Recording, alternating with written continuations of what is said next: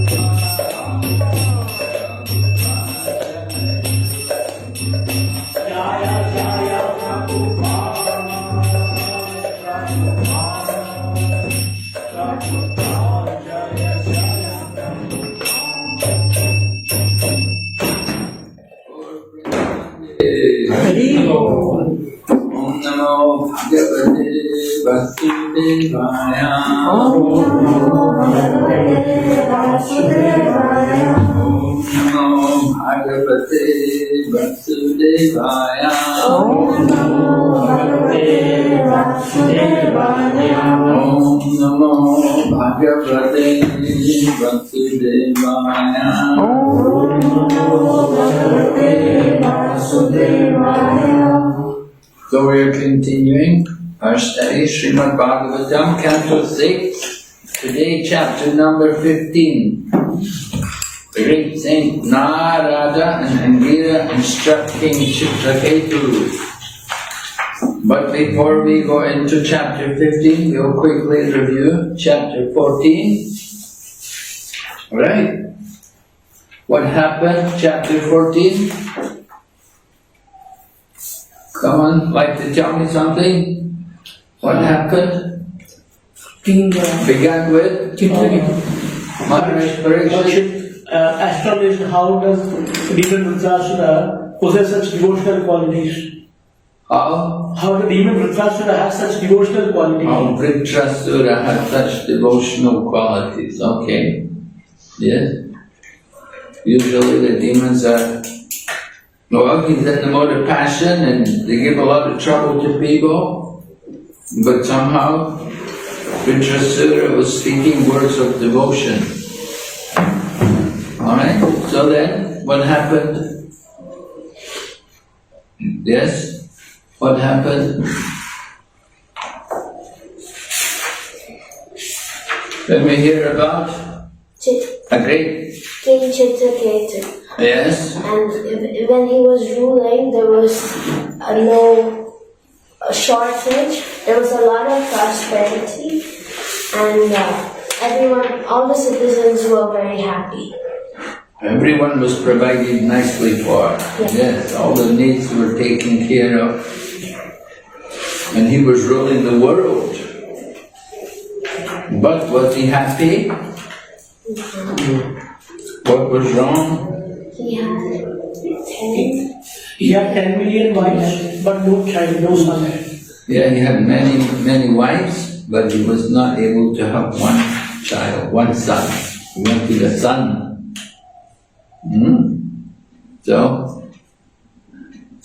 So when he was in that condition, who came to visit him? Angira. King Angira Rishi. Angira Rishi Came came. to see. And Angira He asked him, was asking him, how your welfare, about your kingdom, how are you? All these questions he asked. Yeah. He said, I'm not happy because I don't have a son. So Yeah. Angira gave him blessing that you will have a son with jubilation and lamentation. Angira said, I can see from your face, right? You are not From happy. your face that there's some problem. And then Chitraketu explains that he wants to have the son. So then, what happened? He gave them blessing that you will have a son with jubilation and lamentation. Yeah, the son, Harsha Shok, right? It will bring happiness and also because of lamentation. So Chitraketu, what did he think? He thought, Because I'm the emperor of the world, maybe my son will not be obedient to me. That might be the lamentation I might have to go through. the son may do things which he doesn't like, he may get drunk like that.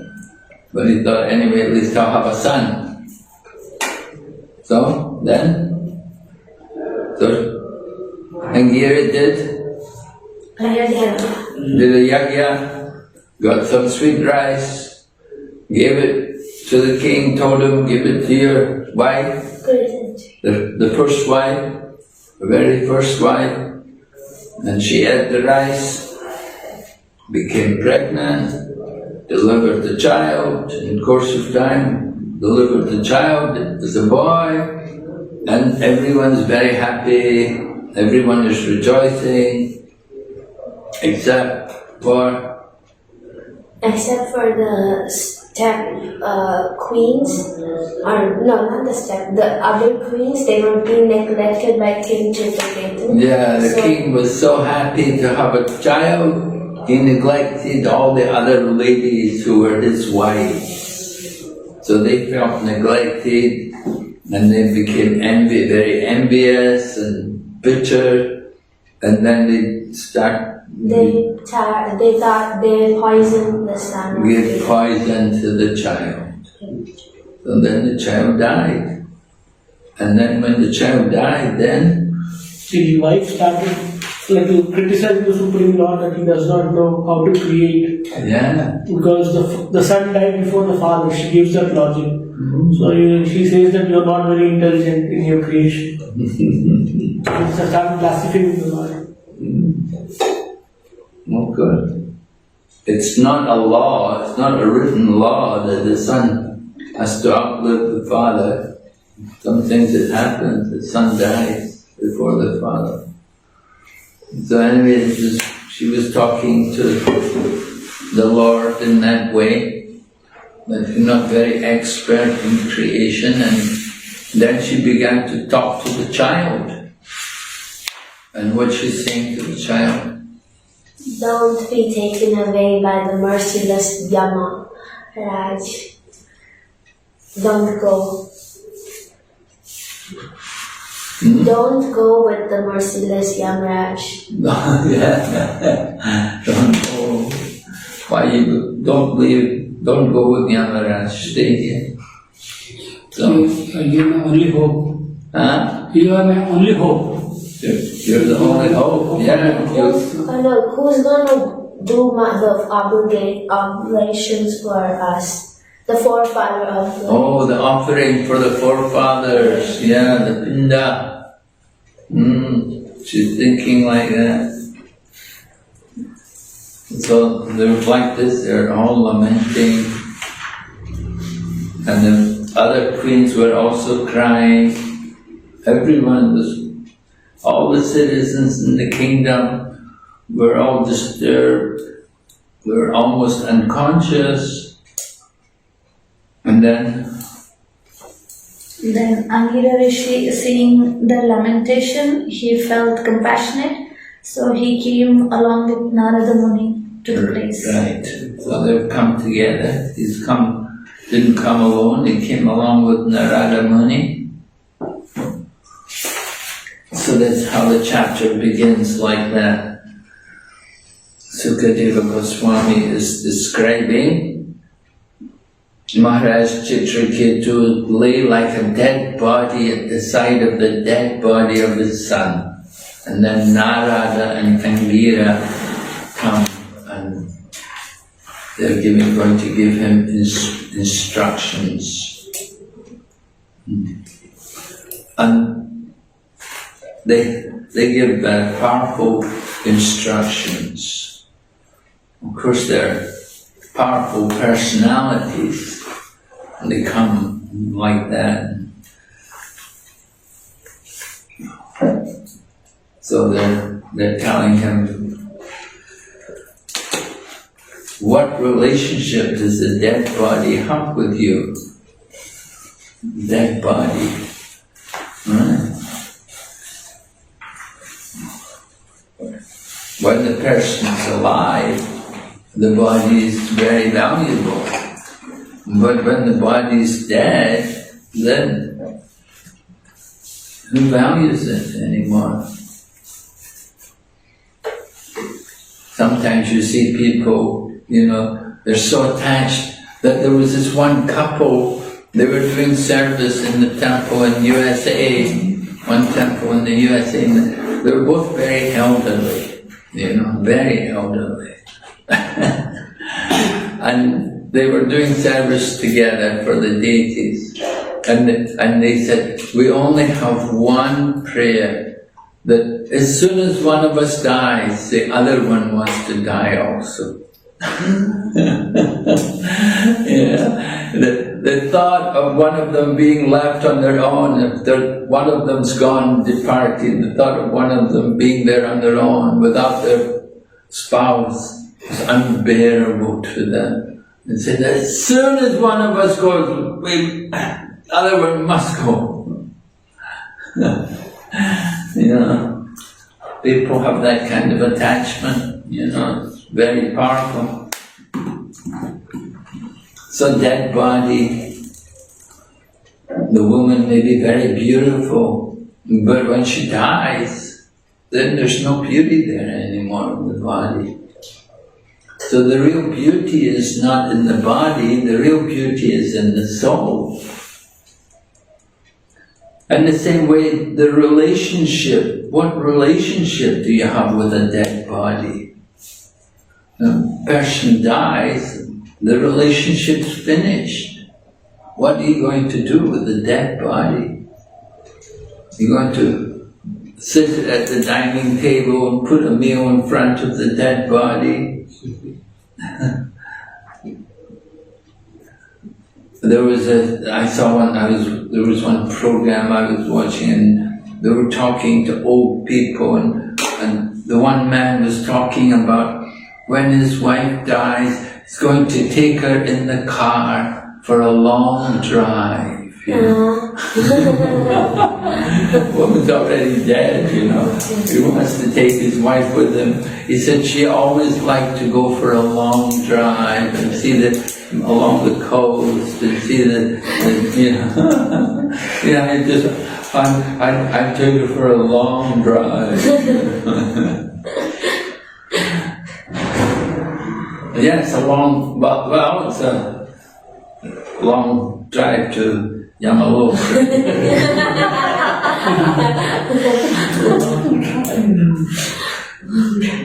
So, I don't know which one's speaking. Is Angir speaking or is it Narada speaking? We're not told who's speaking. They just said, I don't know, Shukadeva Swami. It's Sukadeva Goswami, but then the two sages instructed him. As follows. But which one instructed him? Both of them are speaking together. Yeah. Now, what relationship do you have with him? Now you may say that you are now related as father and son, but, right?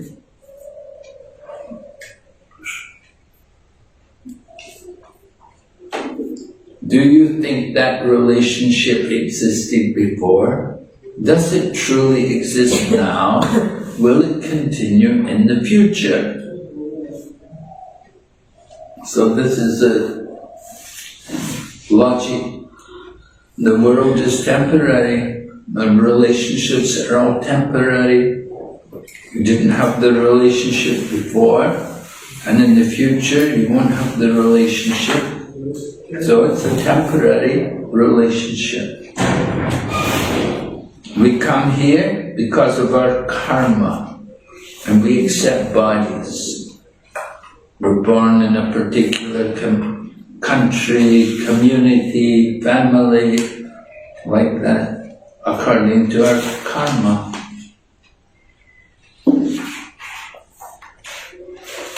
And in the course of our existence in this body, we make many relationships. But these relationships are all finished at death. They're not eternal relationships.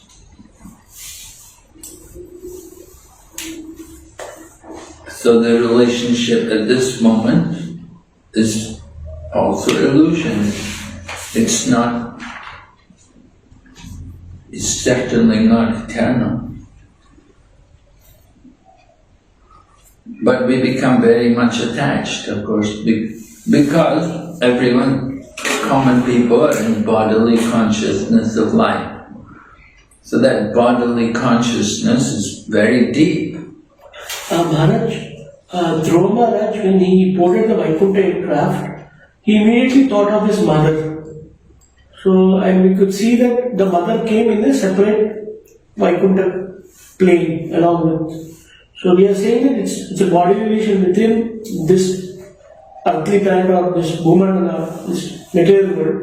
But we see in Dromara's case the relationship continued. I don't know what relationship continued in Vaikuntha, but he thought of his mother. Well, because she was a guru, because she'd given him spiritual instruction, it was her who had directed him to go and find the Lord, to go to the forest. It was because, so he had he was indebted to her. And so when the airplane came to take him back, then he thought that she should also go, because she pointed the direction for him. So he felt indebted. He thought, if I'm going, she should also go. And she did. It's like a guru, not like from material, not a material relationship. Not material, really. Not only just bodies, definitely spiritual there. Some spiritual relationship was there. She was like his guru. Yeah, I mean, attachment. Yeah, the mother is very strong, right? In Bengali culture, the mother. More to the son. Mothers are more attached to sons. Yeah, more attached to sons, isn't it? Well, the girls all have to get married. They go away to get married, right? So, mother slept. The wife is the woman's supposed to stay with her husband. Even the sons go away, daughters go away, but the woman should stay with her husband. She should be with her husband. She shouldn't go off with the son. They may be attached to the son, but they shouldn't go away with the son. Isn't it like we see how Kardama Muni leaving behind the Devahati with her son Kapila Muni? So isn't it that the husband should take Vanaprastha and leave? Well, that was because he was so renounced. He was such an advanced yogi. He could go off and leave her. And he left her with the son, and then later on Kapila also left her. Right? Kapila didn't stay with her. Then she taught her Sankhya Yoga, and then he also left. She was under whose care then? Then Devahati was under whose care when Kapila left? Well, she was already perfect. She was already, in perfect consciousness. So he didn't need to stay with her anymore. She was in the hands of the Supreme Lord. She was a pure devotee. So she didn't need her son with her. But in Ramayana, Mother Sita, she herself is Lord's energy. She was taken away by Ravana when she was alone for a short time. Although she is wife of Lord Rama. They say that was the Maya Sita taken away. The real Sita could never be touched by Rama. The real Sita just was replaced by a Maya Sita, and Ravana took the Maya Sita away.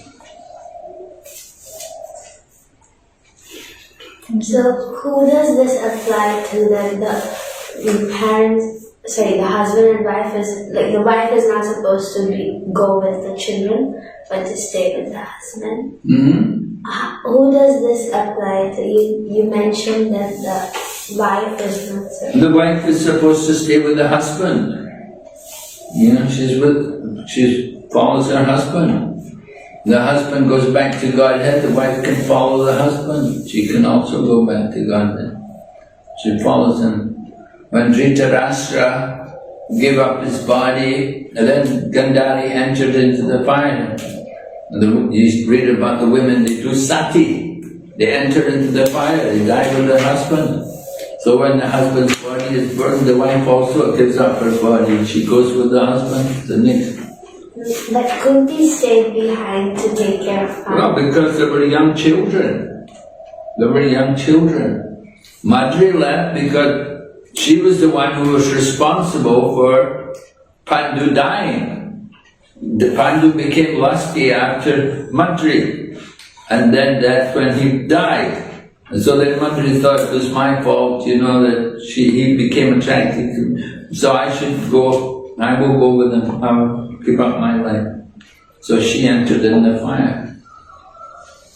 When Pandu's body was cremated, she also went into the fire.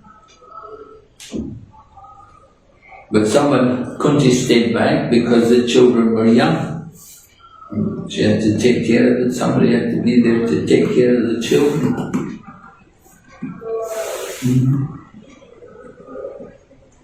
A difficult position for women. Difficult. But generally that's the culture, that the woman follows the husband. She stays always with the husband.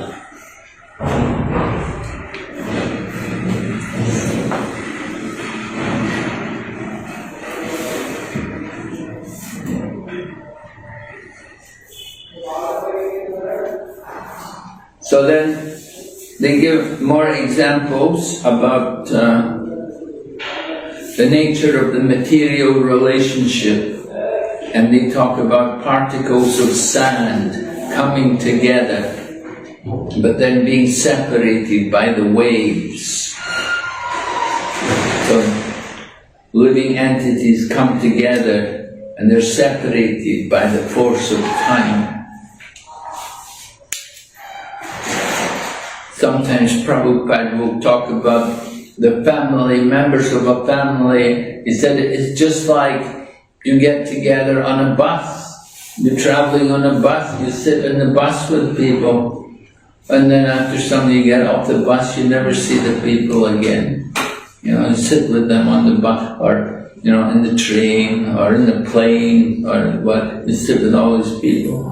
It's like, same way we're in a family, we're born in a family. So these relationships are not eternal.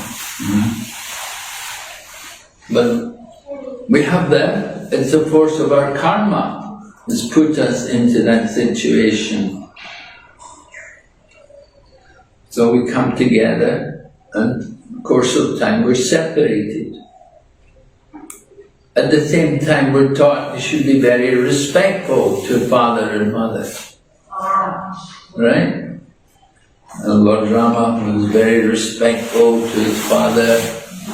Respect for father and mother. A young girl, when she gets married, she should touch the feet of her father and mother. One devotee from Malaysia, she got married to a boy in Australia. So the father of the girl, he's an Indian man who lived in Malaysia, he told me when the daughter got married, part of the marriage, the son, the boy she was marrying, this Australian man, he had to come and touch the feet of the girl's father. Because he's going to marry the girl, he wants to marry this man's daughter, so he had to come and touch the father's feet. It's unusual. And this was part of the ceremony. And they have marriages like that, the parents come, they give away the girl in marriage. And when you have a marriage, somebody has to give away the girl to the groom, to the man. So mother and father are given some importance, but actually they're not really the proprietors. They claim, this is my daughter, this is my son. But, how did the children come about? They come together. Just like pieces of sand, not very significant. But compared to pieces of sand.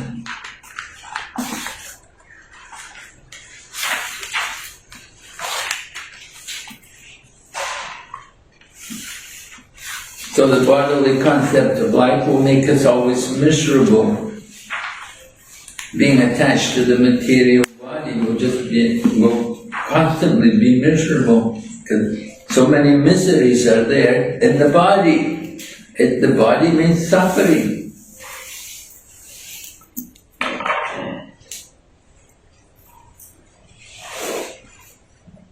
Prabhupada quotes, Dukalayam Ashasvatam.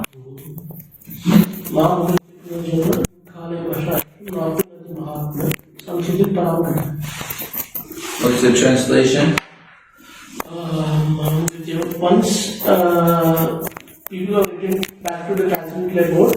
What? Once you attain the transcendental abode, you Samsiddhi Mahaparamgata, who attain the transcendental abode, do not come back to this material world which is full of dukkha and nashashita. Mama Paicha Punarjana Dukkha Nahno Vanti Mahatmana Samsiddhi Paramgata. Great souls who are yogis in devotion, they never return to this material world, knowing it to be a temporary place of misery. So they give the example about sand, and then next they go on talking about seeds are sown into the ground. And so if you do some gardening or farming, like they were growing the mustard over here, they're just harvesting now, the mustard. So sometimes, you put seeds there, and sometimes something comes up, and sometimes it doesn't. Not all the seeds germinate. Some seeds grow and some seeds don't. And so sowing of seeds is not always productive. So it's not that just because the father wants a child, that he's going to get a child.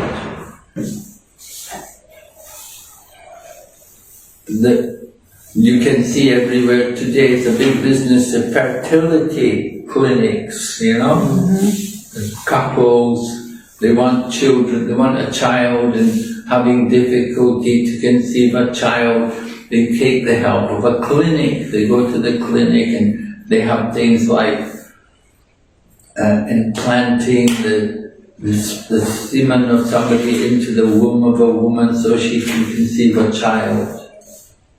Pay a lot of money for this kind of thing. And the woman has to lay on bed for 3 months or something to allow the semen to make a child in the womb.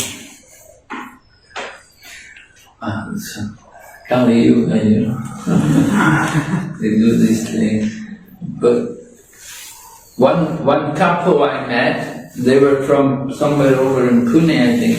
They were guiding people to have children. They said after 26, then it's difficult to conceive children.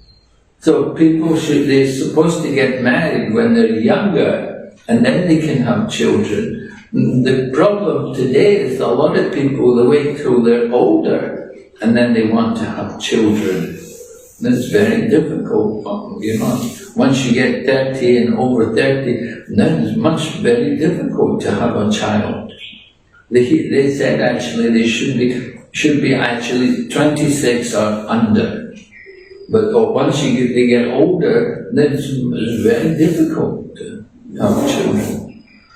People today, we have to make some money, we have to have a house, we need this, and then only we can think about having a family. They're already old, And how can you get children? You cannot,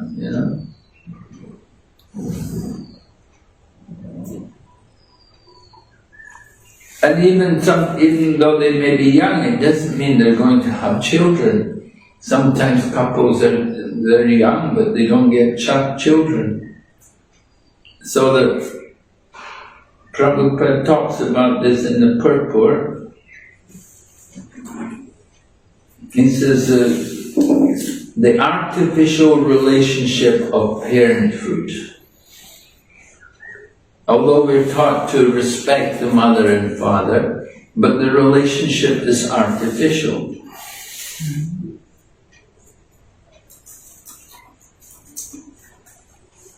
And then in the purport, Prabhupada is saying, Chitraketu Maharaj wasn't supposed to have a son. He tried to go against the plan of the Lord. He wanted a son, although he wasn't meant to have one. So when Angira gave him a blessing, then the child did not live very long. He got a child, but the child could not live for very long, soon died.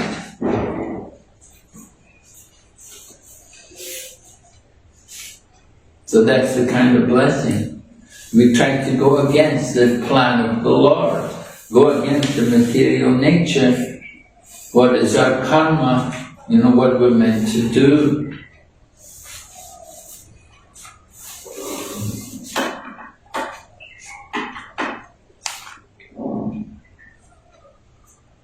And you get people doing a lot of things they're not really meant to do. They go against, they try to go against the material nature. In Japan, people in Japan, they like to have blue eyes. They think blue eyes are very nice. So their eyes, Japanese people, their eyes are more dark, So they get special things put on their eyes to make their eyes blue. And just like the same, with hair, the ladies, in Asia, mostly Asian people, like that Indian and like that Chinese, they all have black hair. Yes. But they want to have hair in different colors. They dye their hair in different colors.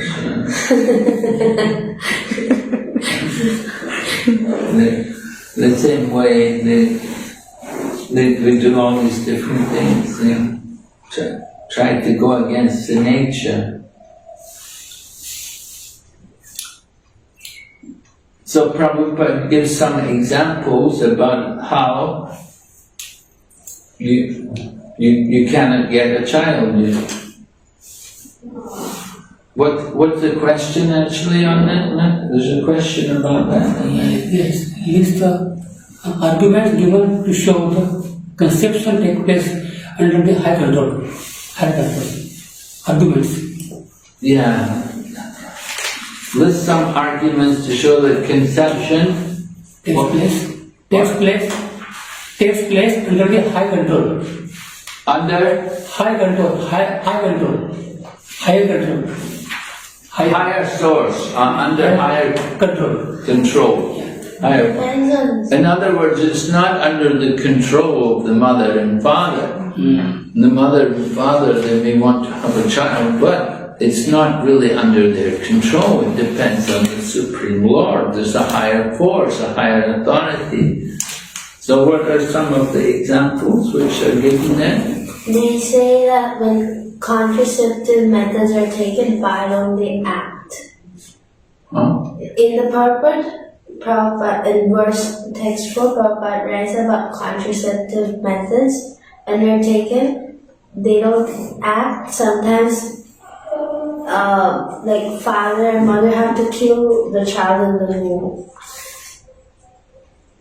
And we must conclude that our arrangement of so-called scientific knowledge cannot determine what will take place. What is enacted actually depends on the supreme will. Yeah, but we want to know what are some of the things that prove that the act of conception is not just under the couple themselves, but there's a higher force. Karmana Devani Prerna Sintu Deva. Well, you can't just quote Shastra. You can't just tell a couple, Karmana Devi, they're going to say, what are you talking about? You're talking to people, you have to give them some logic, have to give some practical proof, some example. So, even though they were using contraceptives, Maharaj, sometimes birth is happening, so they are doing abortion. So, why the contraceptives failing? Prabhupada? Yes. Why the contraceptive is failing? Maybe it's a problem with the contraceptive. You don't know that there's some problem with the couple or the. That's why. And sometimes they're planning, but it's not. What? Sometimes, in the beginning, it says sometimes a child is born even to an impotent father and sterile mother. Right. And The father may be impotent and the mother may be sterile, but somehow or other she gets pregnant. And sometimes a potent father and fertile mother are childless. Right. Sometimes. Sometimes. But Prabhupada actually said, he said, if the man is potent and the woman is healthy, then there will be conception. If you have a potent man and a healthy woman, then there should be conception. But it doesn't always happen. There are always exceptions to the rule. Just like here, sometimes a potent father and the fertile mother are childless. You know, it's not in the hands of the mother and father. Right? That's the point. It's not in the hands of the mother and father.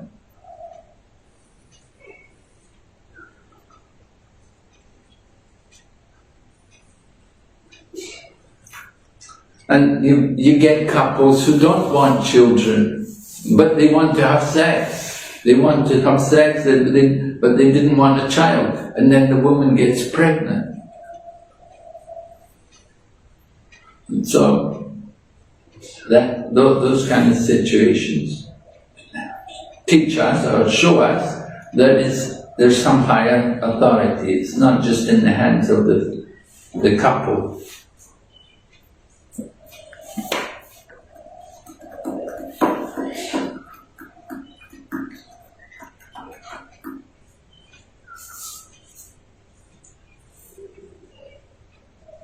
So our scientific knowledge cannot tell us what will take place.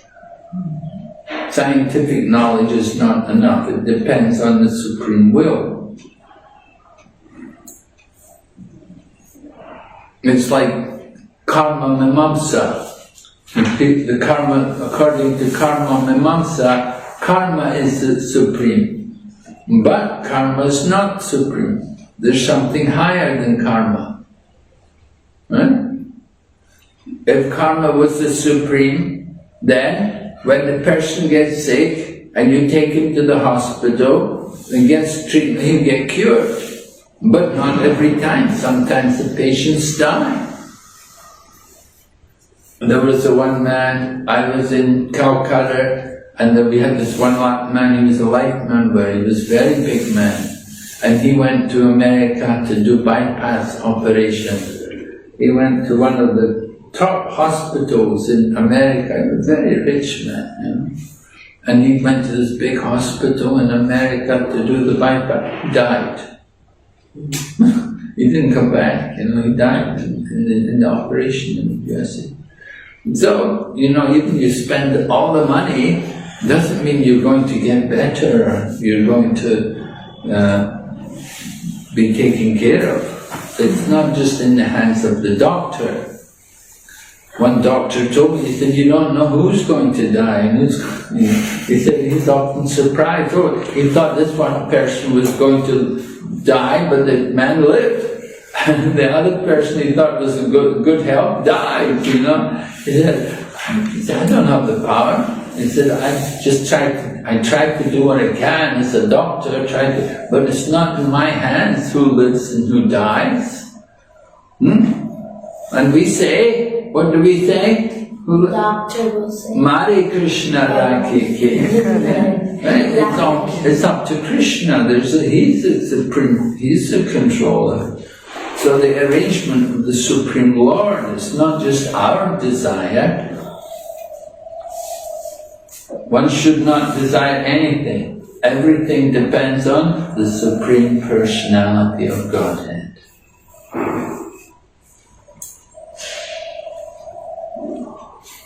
So what our business is simply to develop Krishna consciousness. Everything else, one should fully depend on the Supreme Person.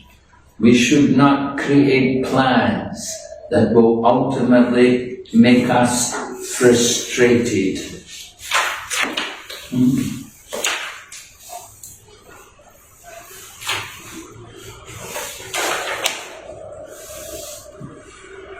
So even couples, they go to these fertility centers, but sometimes they spend so much money and they still don't get a child. It doesn't. They're not always successful.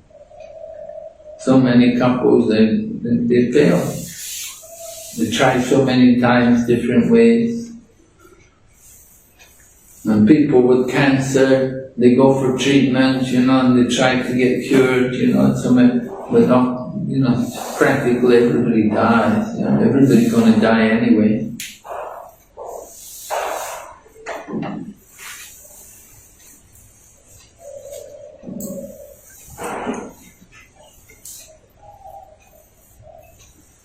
So Narada and Angira are talking to the king, and they want him to understand the temporary nature of the material world.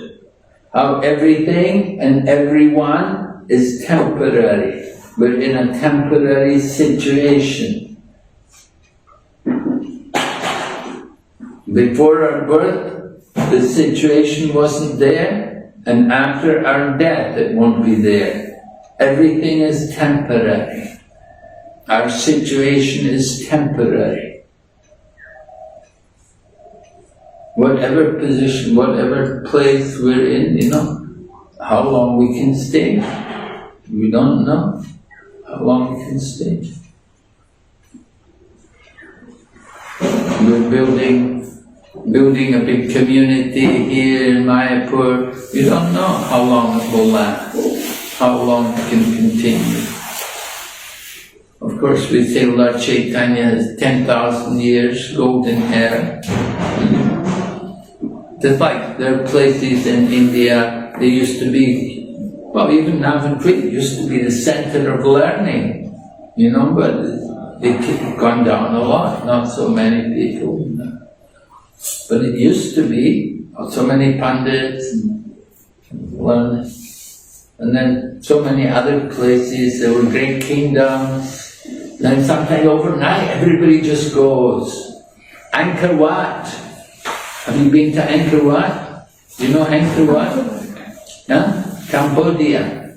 They've got a big temple. They built huge temple, all of stone. And it's a big place, and there's several other temples nearby as well. It used to be a whole area. They were worshipping. Mostly they worship the forefathers. But everybody just left. They all just left. And a couple hundred years ago, some person was coming through Cambodia and he found the place. Nobody knew about it. This huge, big, incredible building, all built exactly according to Vastu Shastra. Every morning you can see the sunrise exactly in front, behind the temple. The sun rises. Everything is built exactly according to the Vastu Shastra. Very exact. Nobody's there anymore. The people all just left. So, then you have the Roman civilization. You go to Rome and there's so many things there in Rome. Used to be a big place. The Greeks also. So different empires, they come and they go. So this is the nature of the material world.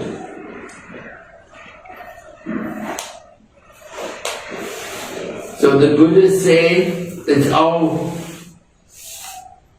false, nothing is real. But we say, no, it's real, but it's temporary. It's temporary. It is like a dream. But you have a dream. does not continue after you wake up.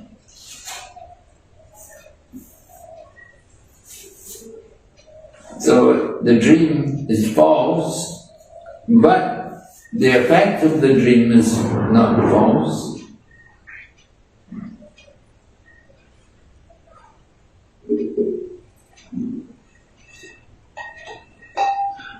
Prabhupada said, we do not lament for the situation in a dream before the dream takes place or after it is over. And so during the dream or during a dreamlike situation, one should not accept it as factual and lament about it. That is real knowledge. Don't lament about our material life. In our material life, things may not go the way we want it. Everybody wants, everything, our life should be so nice, like a dream, right? Live happily ever after, we like that. But that's the dream. It doesn't happen like that.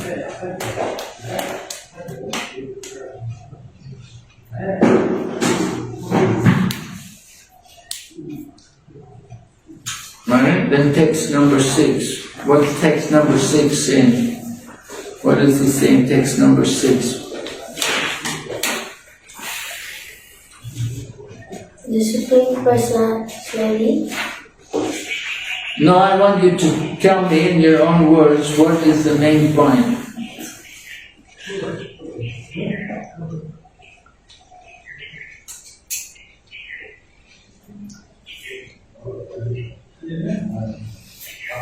The Lord causes creation, maintenance, and annihilation.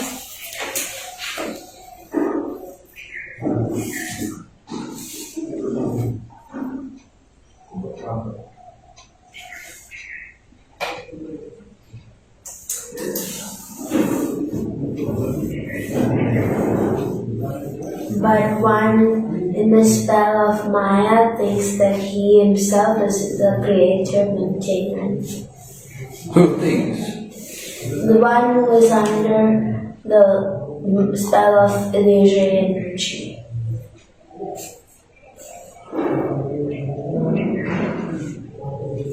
The conditioned soul. Yes, conditioned.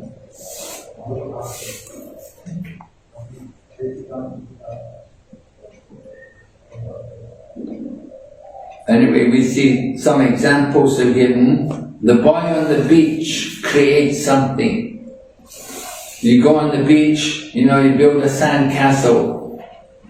That's how you build a sand castle. You're not very interested in it. You build a sand castle, you don't take it home with you. You leave it there on the beach. In the same way, the Lord inspires a father to beget a son. He inspires the Lord, somehow engages a man to beget a son.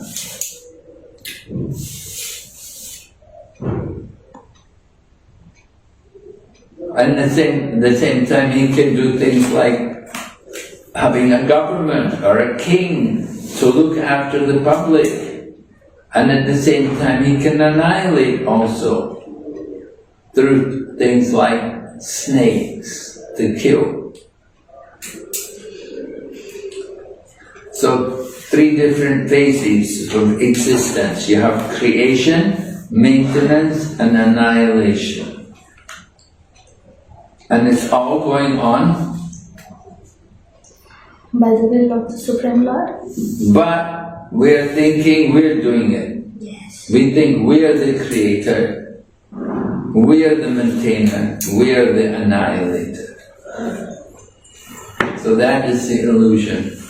We're thinking, I did it. This is my child. We're thinking like that.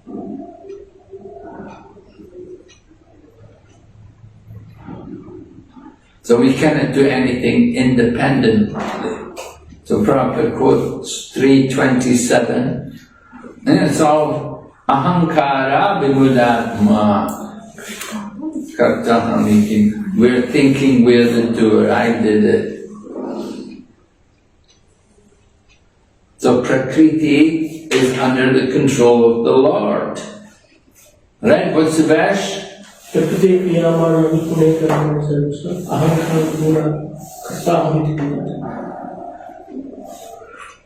there's another verse that Prakriti is under the control of the Lord. Yes, right. Yes, right. Mayadakshena Prakriti.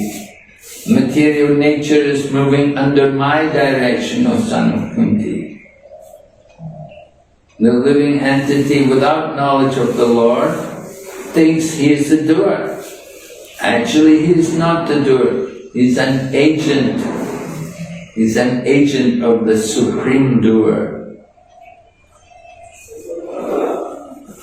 So Prabhupada said the present chaotic conditions are due to the ignorance of leaders who forget they've been appointed by the Lord to act on His behalf.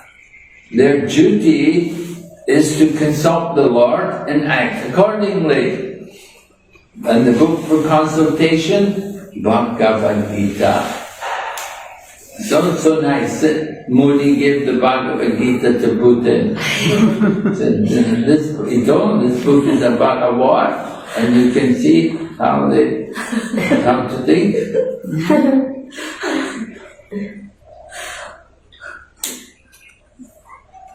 So Prabhupada said, people who are engaged in creation, maintenance and annihilation should consult the Supreme Lord, who has appointed them, and should act accordingly. Then everyone will be satisfied and there will be no disturbance. So, acting under the control of the Lord. We have to be guided by Supreme, the highest authority, the authority of the Lord.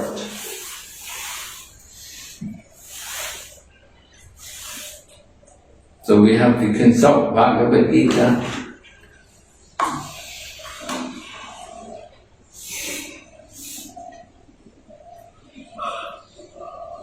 Then text number 7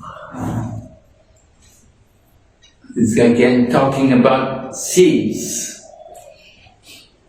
As from one seed, another seed is generated. So from the father, the son can be generated with the help of the mother.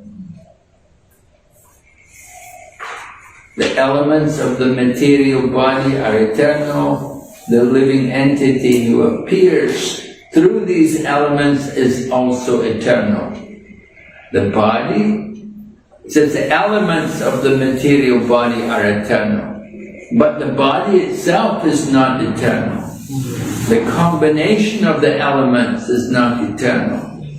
The different elements come together, right? The material energy, the Prakriti, is eternal. Sometimes it's manifest, sometimes it's not. Just like this building, it's come together in the form of a building. After some time, it will all go back to dust, right? Everything will go back to the elements. The bricks, the cement, the glass, the water, all of these things, they come from earth, water, fire, air, ether. And they'll go back to the reservoir of elements in the course of time. But the elements are eternal, but the manner in which they are put together is not eternal. That's the temporary manifestation.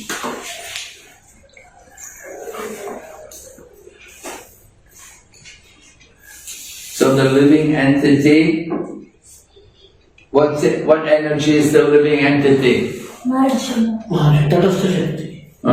Tatastha. But he's actually meant to be superior energy. So he appears in different types of bodies by the manipulation or supervision of the material energy.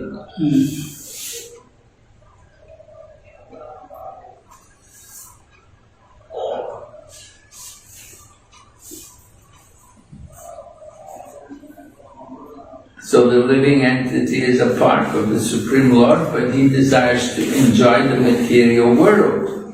So the Lord gives him a chance. Different material bodies are offered to him, so he can enjoy or suffer in the material world. The living entity is manipulated by the Lord, and the so-called father and mother have nothing to do with the living entity. Right? The father and mother, they don't go to it's not like they go to the supermarket and say, oh, this little baby looks nice, I think we'll take this one. You know? Of course, you go to the hospital, you deliver a child, and then, oh, we don't know which baby is yours. You can come and have a look, and you pick out which one you like. Oh, this one's nice, I'll take this one. No, you can't really do that, right? But that's what's happening nowadays, because they have the sperm bank. The sperm bank, they put the sperm into the woman and she has to she doesn't know whose sperm it is. The hospital don't know either, they just have, like blood, you get blood, you get somebody else's blood, you don't know whose blood you're getting. When they do a blood transfusion, you get blood from someone, you don't know whose blood it is. And now they're giving sperm, putting the sperm in the woman. The woman's conceiving a child, and she doesn't know who's the father of the children. Right? She has a husband, but the husband says, they're not my children, I didn't do anything. The husband has nothing to do with it, but the woman has children, she has a child. Usually they have twins even. So, who decides? Who determines where the children are taking birth? That's the question, right? Second question. What's the question? 2 factors. What 2 factors determine which parents a person will have? Yes, what 2 factors determine what parents a child will have? What 2 factors? Did you pick your mother and father? I want this couple to be my mother and father. No, right? We didn't pick. What determines where we take birth? Own choice and karma. Huh? It says there is, as a result of his own choice and karma. Our own choice, so we did pick, huh? Yeah, I don't understand. How is it our own choice? We did not know who our parents would be. So it's matter and spirit. Huh? Matter and spirit. Matter and spirit. See what it says. Material, spiritual energy, they decide. See the last. And they will determine. Matter and spirit determine who our parents are. How? Matter will decide. They say, matter and spirit. See, both matter and spirit. Matter will decision. I think the last line of the purport is the answer. And that the so-called father and mother have nothing to do with the living entity. As a result of his own choice and karma, the living being takes different bodies through the agency of so-called fathers and mothers. Well, the bit that puzzles me is our own choice. Yeah, we don't have a choice. No, like a person who wants to eat flesh, desires for it, and the Lord makes arrangement that he gets a body of a tiger. That is actually his choice. Yeah. That he wanted a body where he can enjoy flesh. So, Okay, so then he gets tiger his parents. choice. That's the same way with the parents, right? I think so. So maybe that's why he gets tiger parents. Yeah, so it is his choice. What do you I think? agree with it. Based on the karma and divine superior authority, Krishna is saying. Well, karma, yeah. As a result of our karma, That's not free will, your desires. Krishna as Paramatma is observing all your desires. Our own choice. And Krishna as Paramatma is observing our desires all through our life in the body. Okay. So whenever there is a possibility, he tries to fulfill our desires. So in that way, it's our choice. It's our choice. He's observing us, so whenever there is a chance, then he might fulfill the desire. Yeah, I think that it seems to indicate it's our own choice and karma. Yeah, that's what I thought were the answers anyway, the two things. What do you think, Prabhu? Did you answer this?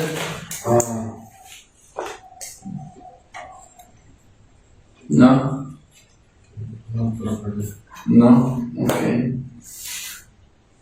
But I think it seems to indicate our own choice in karma. Definitely karma, we would agree on that. But our own choice. Yeah. We take different bodies. Maharaj, what about the modes of material nature? Bhagavad Gita says, Uddam Rachani Tat Sattvasta, Madhya Tishtanti Rajasa, Jaganna Gunam Tishta, Ado Gachanti Tamasa. So based on the modes you associate also, the planet you take birth is also determined. Uddam Rachani. I have a question about this clearly to understand that we do something and have a reaction, but if we do under guidance and something and get reaction, what it will be? It is our karma, or it is how it's the common karma with let's say, who guide us how to clearly this work. If somebody do not myself, but if somebody like on a battlefield they kill something, but they don't know where they give the weapon, how to say, fell down. So it may be said soldiers they kill peaceful living entities. So what is the karma of these people who made the shot or who request to make a shot? So like that. Difficult to see. How to understand this?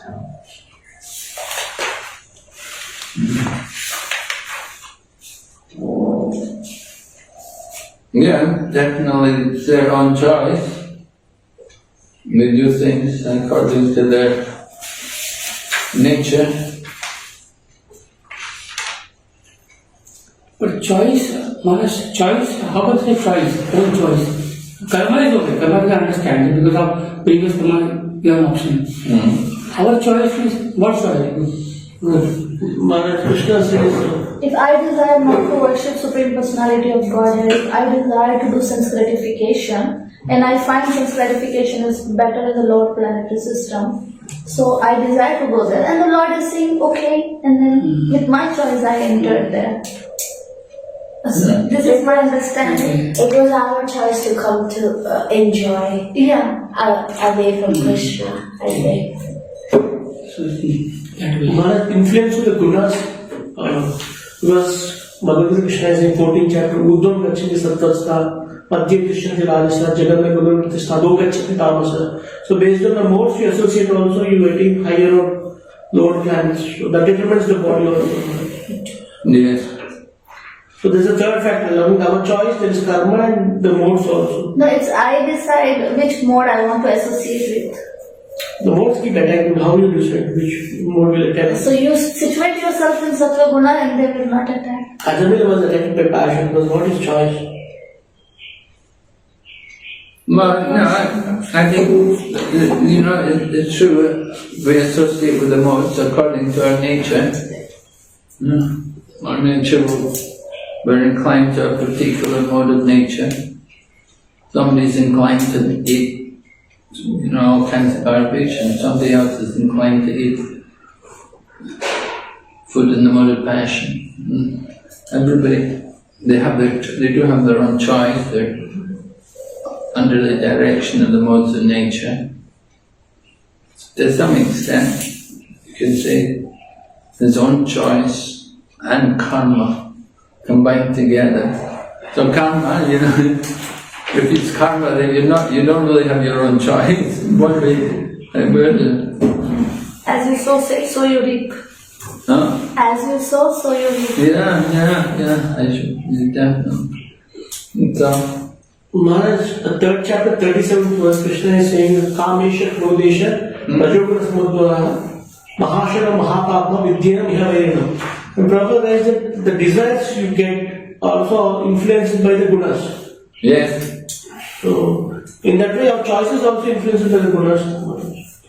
The choice we are making, Yeah. it is influenced by the guna in one way. But the gunas are acting according to us, it's not just the gunas are acting independently, but according to our karma, the different gunas are acting. It's influenced by karma. Somebody's karma will be under the influence of the mode of ignorance.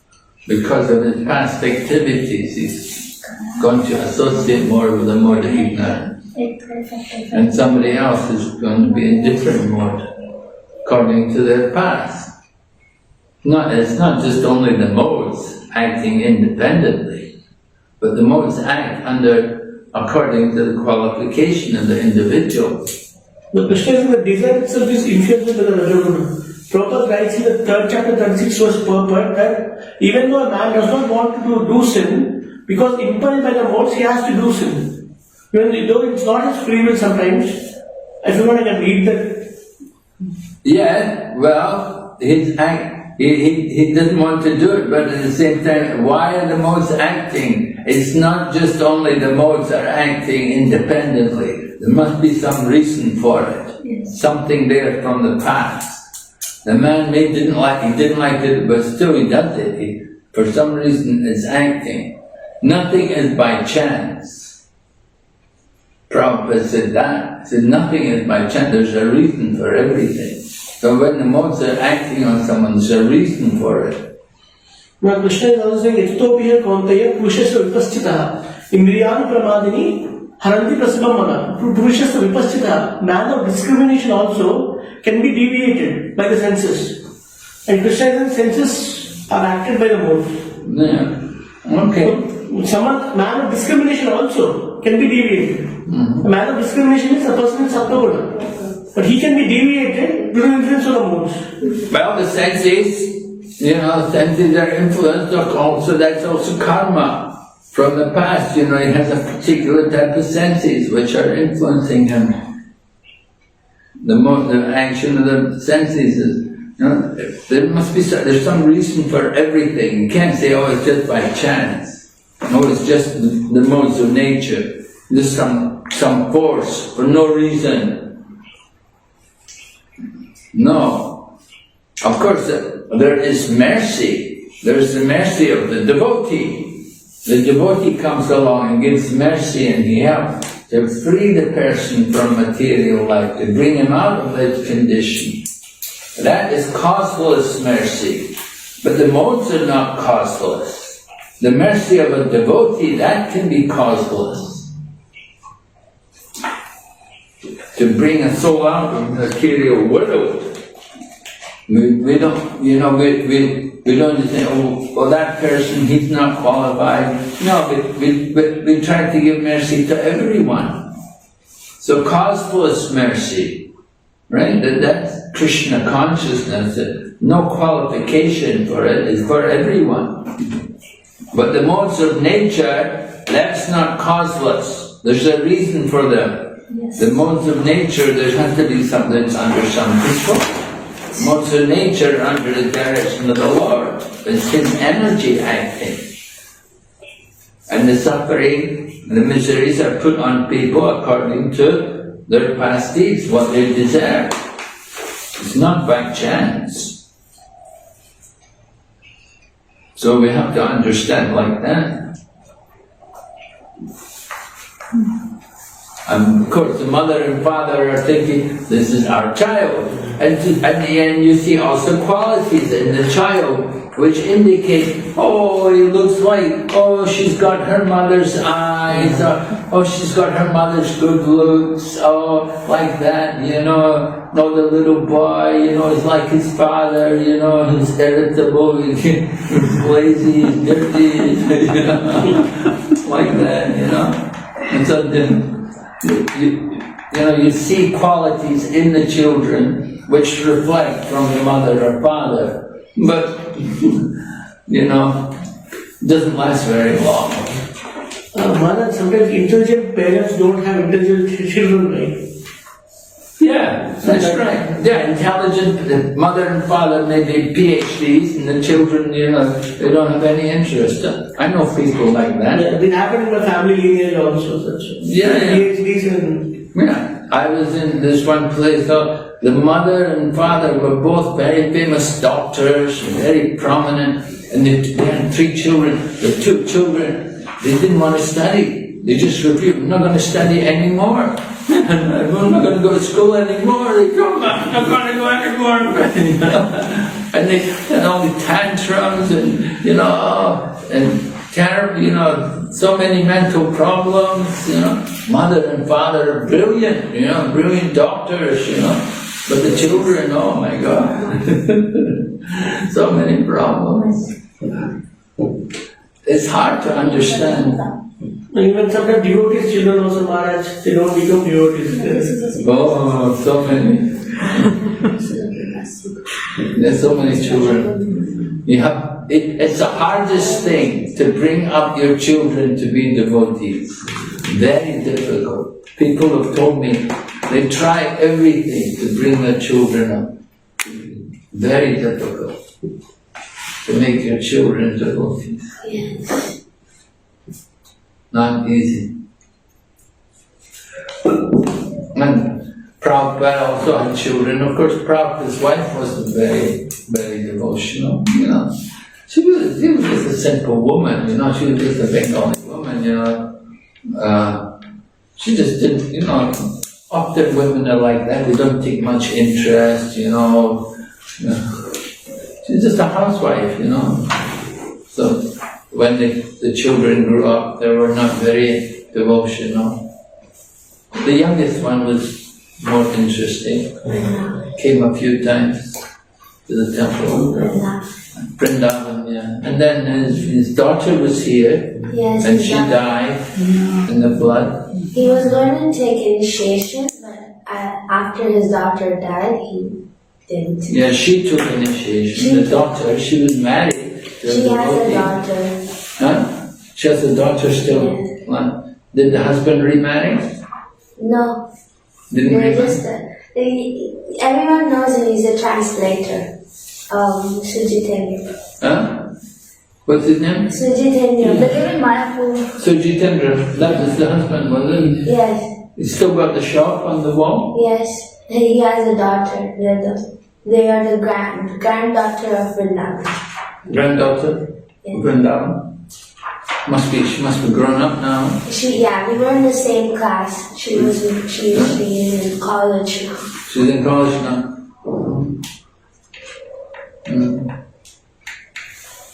Vrindavan they had a son also who's not a devotee, but he's also married. Vrindavan. Yeah, Prabhupada's son had how do you say? So Prabhupada's grandson. Yeah, grandson. He's there. The granddaughter died in Yeah, 2 people died, right? And the Yes, wife and the daughter. first daughter. First daughter, yeah. The second daughter.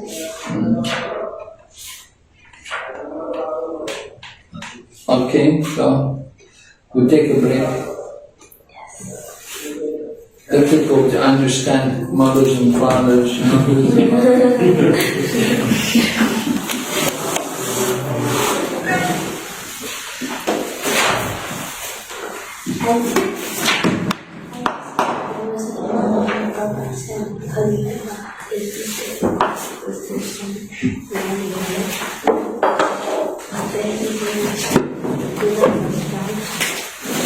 Everyone was getting